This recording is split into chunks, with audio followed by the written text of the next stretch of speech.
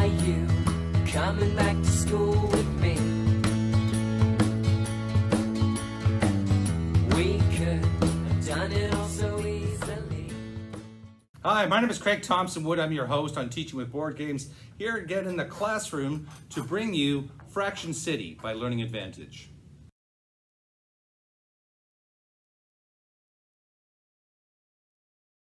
So Fraction City is a game that says for grades 5 and up, 2 to 4 players, ages 10 plus. It's a game about roll and move game, moving through a city, using your knowledge of fractions in order to score points and hopefully win. I'm going to be doing a second video on this game shortly after this one, because this one I'm just reviewing this game as is, as it comes from the box, as they suggest to play it. But in thinking it through, I think there is potential for it to be even better, which I'll talk about in the next video. But for now, let's just take it to the report card for my look at Fraction City out of the box. So in looking at the number of players for Fraction City, I'm going to give it a B. It plays between 2 to 4 players, which is my standard for the B, so a B is what it gets. So in learning for Fraction City, I'm going to give it a B+. It focuses, one thing I like about it is that it focuses on, well, obviously on fractions, but it focuses, as they say, on fractions which are used for the majority of the time. So they put a lot of thought and time into the thinking of what are they teaching in this game, not just a lot of different things about fractions, but the way they teach it encourages a lot of different play with the fractions. Kind of almost reminiscent of a City of Zombies in the playing of numbers. Not done as well though, and I'll get to that a little bit later.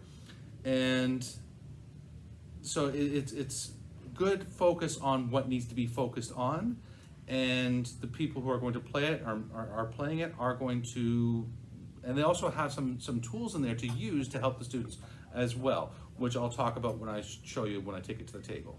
But so overall, I think that the learning that can be done in this game is good. It focuses on good use of the fractions that need to be focused on, so I give it the B+. For fun, for Fraction City, I'm going to give it a C-.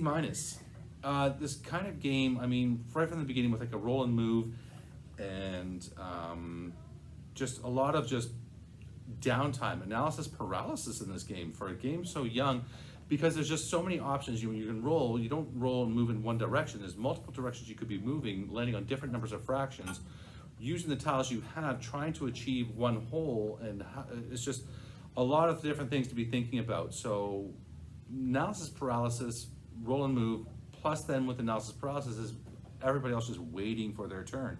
If you're playing a 4-player game, you'd have to put a timer on or something for people to go, because otherwise this is going to take too long.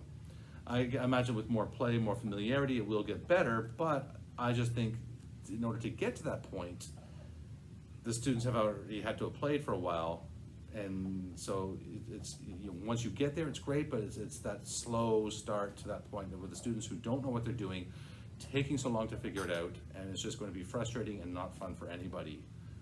So again, this is where my thoughts for it for the next video will improve upon that. For time, I'm going to give it a B. I only played it as a 2-player game. I only found one other person to play with me, and we played it, and I think it could be okay, because while I think that it's going to probably take a while, particularly like I said, with students having to think about all the possible combinations they could be making on it, it could take a very long time. But there's nothing to say that you have to play the full time, right? So if you're playing for a class period, then just play for the period, and at the end of the period, whenever you're done, and whoever has the most points at that point is the winner. So there's not any need that you have to follow to that logical conclusion, but it is what it is. So for that, I give it the B. For cost, I'm going to give it a C, as is, because this game could be useful, like I said, and it could be played in the class with maybe some slight modifications and things, using the tools that are provided in the box to help the students to figure out what combinations they could be making. But is it something that students are going to want to play? Is it going to be more of a chore to play? And fractions are very number specific. So only when you're doing a fractions unit is it going to be useful. So overall, right now, the only place I can find it is through Learning Advantage, and Learning Advantage seems to be using Amazon as their distributor. So I'm not crazy about that because I'm not a fan of Amazon, but you can buy it on there for like $28.47, I think it was. So, I mean, you could talk to your local game store and see if they're able to get copies in. I would gladly go to Level Up Games or a local game store and pay a little bit more than what Amazon's charging just to support my local company, as opposed to, unless they were getting it from Amazon in the first place, which probably would be happening. But anyway, so overall, like I'm saying, the cost is not that high for a game, but how much play are you going to get out of it? How much use are you going to get out of it? And that's always my consideration. So that's why I give it the C. All right, let me take this game to the table and I'll show you how it's played. So what I've got set up here is a 2-player game for Fraction City. I have the green and yellow players set up here. They start in the start space, and you see these roads, and they can travel along these roads. You're not allowed to cross, you always have to follow the roads as you go from space to space. Each player is going to take 5 of these tiles. These tiles have these green backgrounds. So we'll say this is the green and that's yellow. And they're going to use those. The whole point is to try to make one hole. So as you're going through, so the green player rolls a 3. Now this is where I'm saying the analysis paralysis can come in, because they can go 1, 2, 3, or they can go to roll again if they want to. But so 3 can take them to 2/3. 3 can take them to 1, 2, 3, 5/12, and 3 can take them 1, 2, 3 to 8/12 or 1/4. Now, when you can make one hole, you get all of those tiles in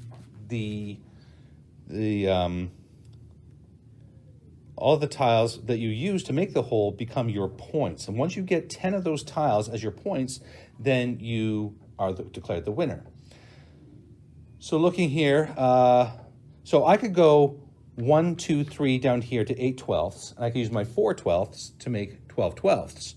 But I also noticed that I could go 1, 2, 3 up here to 5/12. Now if I go 5/12 and I do, no, it was 1, 2, 1, 2, 3, 5/12. I thought I saw something, 5/12. Yes, if I do 5/12 plus 5/12 is 10/12, plus my 2/12 is 12/12. Right? So that gives me 2 points as opposed to the other one would give me 1 point. And then at that point, then I put those down. And then the next player goes and they roll a 2, and now they have to figure out their way. But you see, you have to get this familiarity with the fractions and how to add them, even adding unlike denominators, what are the equivalent fractions and such. There's a lot going on, and all those calculations are going to take a while for them to become more automatic, more ready for the kids. Now, this is something, as I was saying, is included in the game that they talk about, and is a preliminary activity, and I would strongly encourage this, is, talk about this. They call this the dichotomous key, where you're taking 1 and you're breaking it. So 1 becomes 2 halves. A half can become a quarter and a quarter, or a half can be a third and a sixth. And a third can become a sixth and a sixth. A sixth can become a 12th and a 12th. So breaking those down and starting to see relationships, so you start to understand how you can make those up into one whole. That is helpful, but still it's going to take a lot for students to become familiar with. And I would suggest having that on like an anchor chart or something visible where they can see it and use it for their own help as they go through. But as I'm saying, you see that going through this, it's very dense, very heavy, and especially when fractions just tend to be a very difficult subject for students, I just find that this one's going to be challenging for them, and it's going to take them a while to think it through. And while the students are working it through, the other students waiting, it can just become problematic. So yeah, I mean, you just keep going, like I said, until one person collects 10 points or class ends and you decide whoever has the most points at that point is the winner. And that is how you play Fraction City. So overall, I think Fraction City is a game with potential, and this is why I'm doing the second video afterwards, to talk about the potential that I'm seeing in the game. And this would be one that would definitely be played in the center. You could have a center of students playing this game. You could even pair them up so that you could have more students playing, maybe even helping each other. That might help it go a bit smoother, and that way you can have like maybe a larger center or less players, so they're playing in pairs. Different ways to think about the game. So if you are going to be incorporating this game to the classroom, definitely it works for that purpose. And I think they designed it with that purpose in mind. How are teachers going to be using it and catering to that? I mean, this is obviously the market that they're looking for, is teachers like us who are using games in the classroom. So definitely, I think this one you could be checking out. You know, you can maybe do some more investigations into your own thing and see what you think. If you have other ideas of how you might use it in the classroom, then please do let me know in the comment section below. Love to hear from the viewers, love to know your ideas.